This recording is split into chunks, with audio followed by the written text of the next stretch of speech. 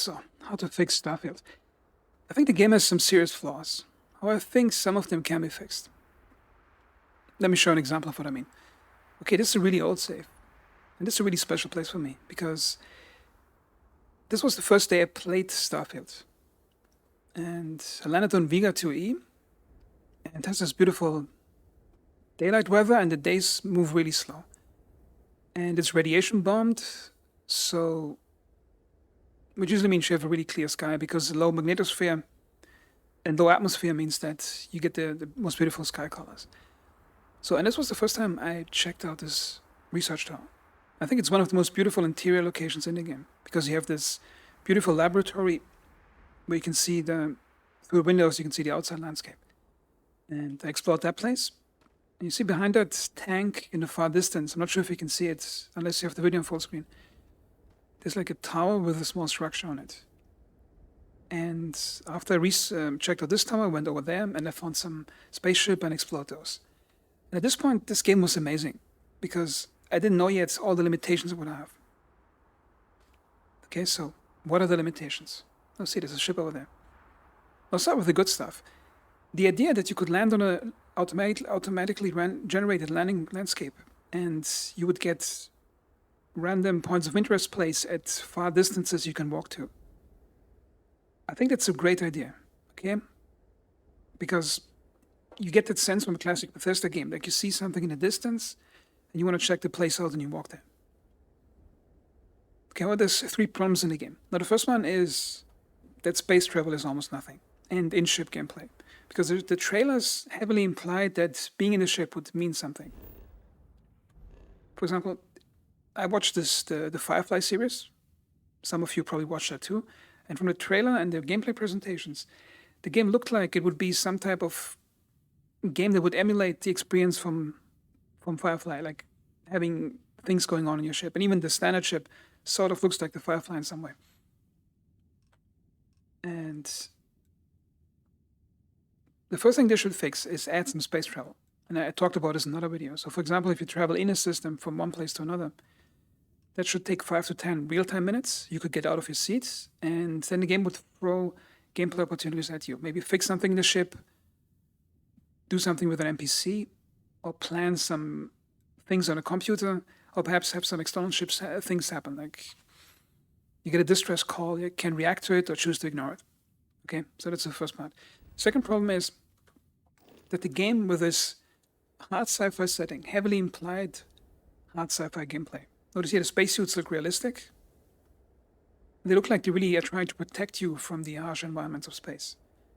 However, the actual gameplay has virtually no hard sci-fi in it. Even the O2 meter and the CO2 meter, it's just a sprint meter.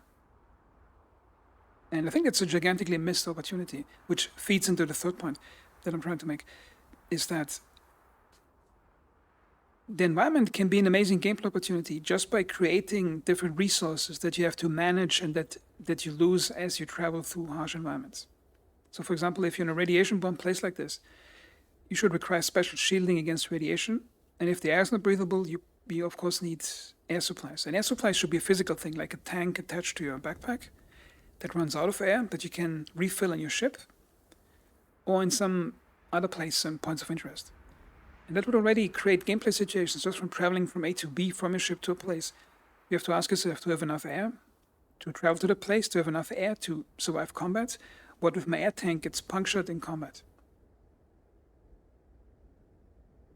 And what if you just want to explore 3 kilometers in a direction, you don't know if you're going to find something?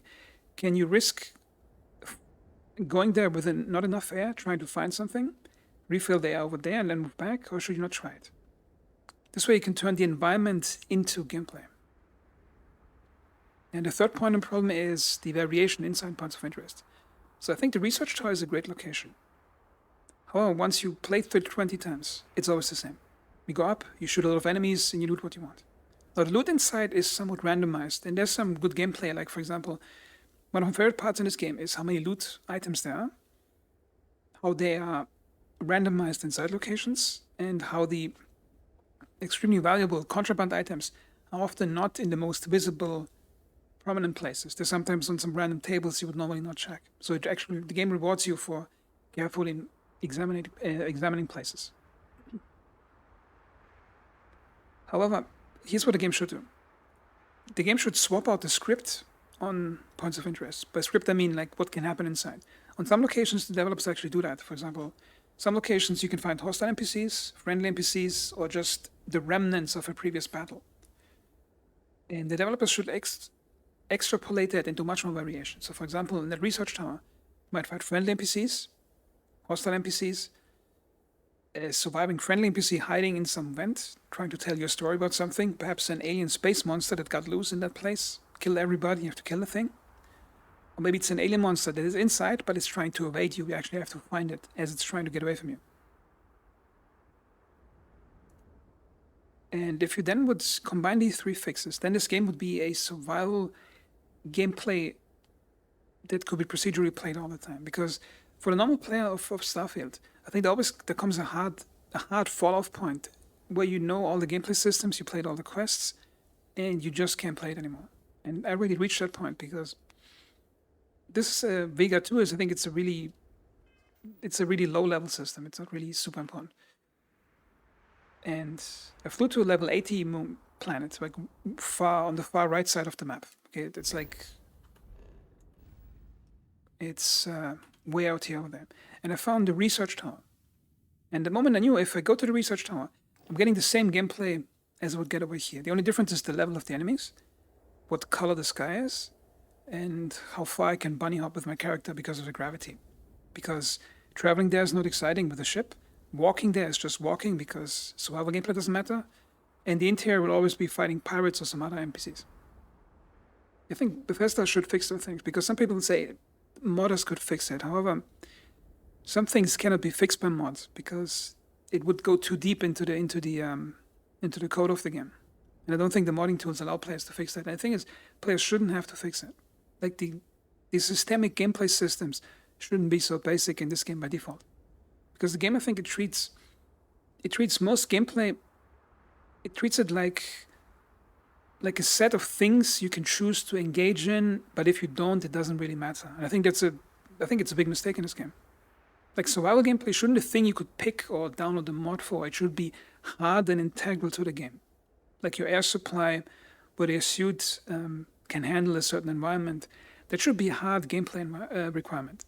Which means you cannot step out of your ship on a certain moon because the temperature, the radiation would kill you within seconds. Because I think it's frustrating because, first off, of all the hype of the game, because it was the one game I got so very excited about for the last few years. Not a game I got this excited about. And it's not like the game missed what it could have been by a wide margin. It only narrowly misses what it can be. And I think that miss is so narrow, the developers could fix it with relatively low amount of effort.